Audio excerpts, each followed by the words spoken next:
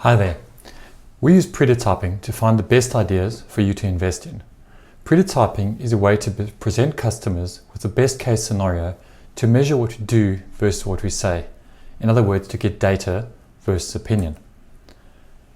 The way we do this is we get the best case scenario in front of 100 customers and we test and measure how they engage with our solution.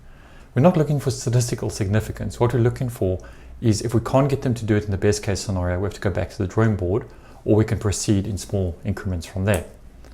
So what you see here is some of the experimentation methods of how we do Pretotyping in action. And the reason we do this is to avoid people running a survey or one of these tools which just gives you more opinion. So we're really trying to get data. So what we mean by data is to get skin in the game. And skin in the game is something more than just a like or a YouTube like or Facebook like. What it is someone giving you money or information or reputation or time or commitment or one of these things that even an email address is good enough.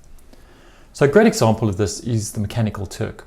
Now the Mechanical Turk works really well because instead of going off to build a piece of software or technology or process, you just use a person to fulfill that role to see if anyone even cares about your solution.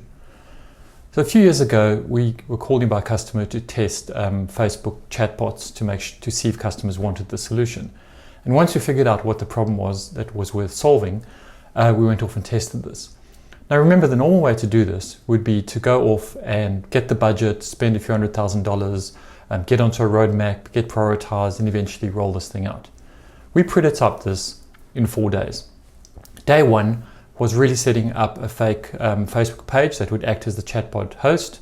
On the second day, we set up a bunch of questions and answers, and we got a person called Josh, so called the Josh bot internally, to pretend he was the chatbot. We got this in front of a bunch of customers, 100 customers on day 3. And luckily we did this because 8 minutes later, we failed completely.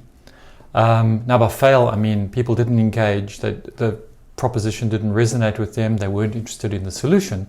So really we got in touch with them afterwards to figure out what failed, what did they like, what didn't they like, and that was the opinion piece. But then the important bit was over the next 3 or 4 weeks we ran a lot of chatbots and a lot of these experiments, a lot of these prototypes to go and figure out and test what customers really wanted by getting them to give us data and some skin in the game. So that's a short example of Pretotyping in action, and now it's over to you.